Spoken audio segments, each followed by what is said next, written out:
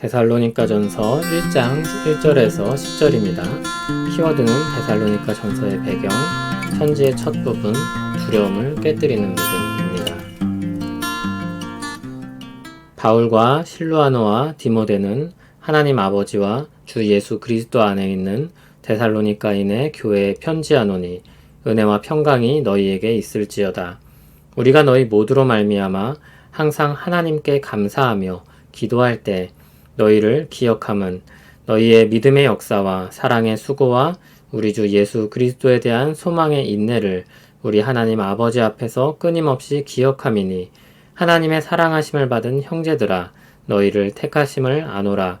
이는 우리 복음이 너희에게 말로만 이른 것이 아니라 또한 능력과 성령과 큰 확신으로 된 것임이라. 우리가 너희 가운데서 너희를 위하여 어떤 사람이 된 것은 너희가 아는 바와 같으니라. 또 너희는 많은 환난 가운데서 성령의 기쁨으로 말씀을 받아 우리와 주를 본받은 자가 되었으니 그러므로 너희가 마게도냐와 아가야에 있는 모든 믿는 자의 본이 되었느니라. 주의 말씀이 너희에게로부터 마게도냐와 아가야에만 들릴 뿐 아니라 하나님을 향하는 너희 믿음의 소문이 각처에 퍼졌으므로 우리는 아무 말도 할 것이 없노라. 그들이 우리에 대하여 스스로 말하기를 우리가 어떻게 너희 가운데 들어갔는지와 너희가 어떻게 우상을 버리고 하나님께로 돌아와서 살아계시고 참되신 하나님을 섬기는지와 또 죽은 자들 가운데서 다시 살리신 그의 아들이 하늘로부터 강림하실 것을 너희가 어떻게 기다리는지를 말하니 이는 장래의 노하심에서 우리를 건지시는 예수시니라. 아멘. 데살로니가 전서를 시작합니다. 데살로니가 전서는 일반적으로 가장 이른 시기에 쓰여진 서신으로 여겨집니다. 50년 전후로 저작 시기를 잡고 있으니까 첫 교회가 시작된 지 20년도 안 된 시기의 기록입니다. 그러니까 아주 초기 교회에 대한 기록인 것입니다. 이제 데살로니가 전서가 좀 다르게 느껴지지 않으시나요? 그때 교회가 어떤 고민을 했었고 또 어떤 필요가 있었을까요? 데살로니가 지역은 최고의 자연 항구가 있었고 로마의 동서를 연결하는 주요 도로인 에그나티아 가도와 연결된 주요 도시였습니다. 그렇다는 것은 두 가지 특징을 생각을 해볼 수 있는데 첫째, 인구가 많고 번성한 사회 속의 초기 교회 상황이라는 것이고 둘째, 사람이 많이 오가는 만큼 다양한 종교가 혼재한 상황 속에서의 교회 상황이라는 것입니다. 이런 배경을 염두하고 데살로니가 전서를 읽어보면 좋겠습니다. 존 스토트는 데살로니가 전서에 대해서 책을 쓰면서 복음, 종말, 교회라는 부제를 달았습니다. 이런 것도 한번 참고하면서 묵상을 해보면 좋겠습니다. 1절을 보면 편지의 저자가 셋입니다. 바울과 실루아노와 디모데입니다. 실루아노는 신라의 다른 표현으로 보통 사도행전 15장 22절에 나오는 신라와 동일인으로 생각됩니다. 바울이 마가 요한의 일로 바나바와 갈라선 후에 두 번째 전도 여행 때 동역했던 동역자입니다. 그리고 디모데는 사도행전 16장 1절에서 5절에 등장하고 있는데 신라와 함께 2차 전도 여행 중에 루스드라에서 전도 여행에 동참시켰던 사람입니다. 이미 그때 디모데는 제자라고 불리고 있었고 다른 신자들로부터 칭찬받는 사람이었습니다. 바울은 이 신라와 디모데를 동행하여서 데살로니가 지역에 가서 복음을 전했습니다. 그 내용이 사도행전 17장에 나옵니다. 그런데 폭동이 일어나서 그리고 모함을 받아서 바울은 그들을 갑자기 떠나게 됩니다. 바울이 데살로니가로 돌아가려고 했었지만 결국 그들에게로 돌아가지 못합니다. 데살로니가 전서 3장 6절을 보면 후에 바울은 데살로니가 교회의 소식을 디모데로부터 전해 듣게 됩니다. 그리고 사도 바울은 이 신라와 디모데와 함께 데살로니가 교회를 향해 편지를 하게 됩니다. 당시 데살로니가 교회는 어떤 신앙적인 필요를 가지고 있었을까요? 바울은 어떤 말을 그들에게 전했을까요? 1절을 보면 전형적인 인사말이 나옵니다. 편지를 보내는 사람들을 언급하고 편지를 받는 사람을 말합니다. 그리고 평안의 인사를 전합니다. 데살로니가 교회는 하나님 아버지와 주 예수 그리스도 안에 있는 데살로니가인의 교회다라고 불리고 있습니다. 바울이 복음을 전하고 충분히 양육하지 못한 채 쫓기듯 떠나야 했습니다. 그 교회는 어떻게 보면 아직 잘 준비되지 않은 교회라고 할 수도 있습니다. 그런데 그들은 역시 교회였습니다. 교회는 점점 성숙해져서 교회다워질 때 교회가 되는 것이 아니라 믿는 자들의 모임은 처음부터 교회입니다.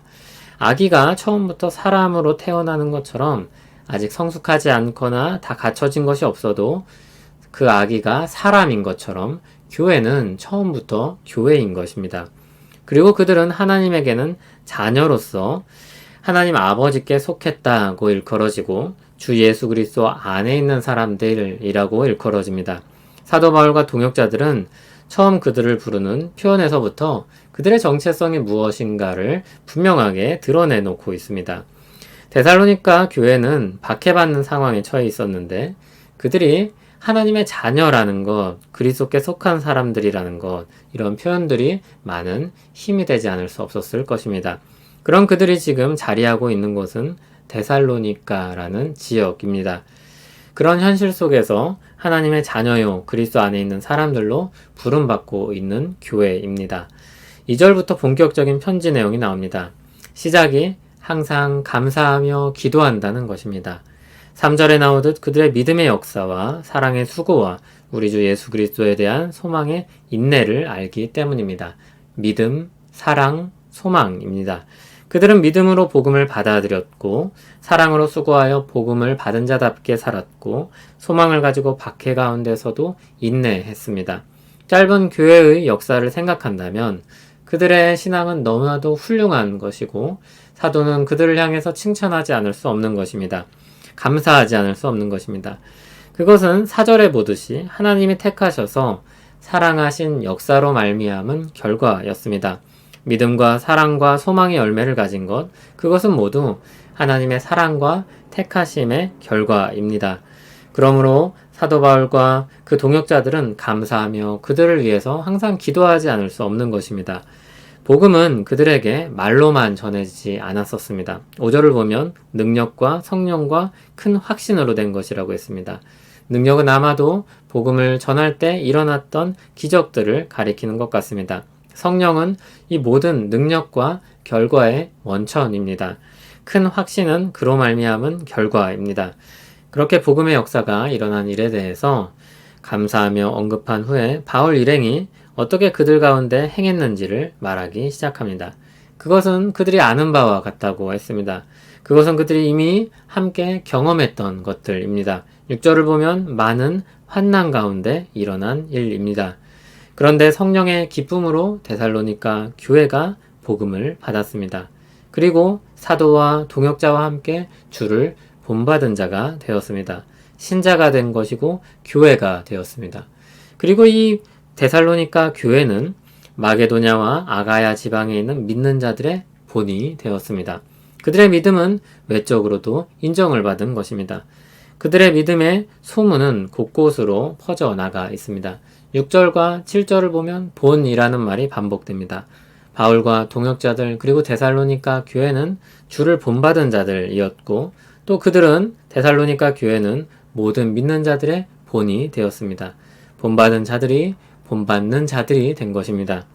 9절에서 10절에는 이 복음의 일들에 대해서 사람들이 했던 말이 나옵니다. 사도 일행이 그들에게 갔습니다.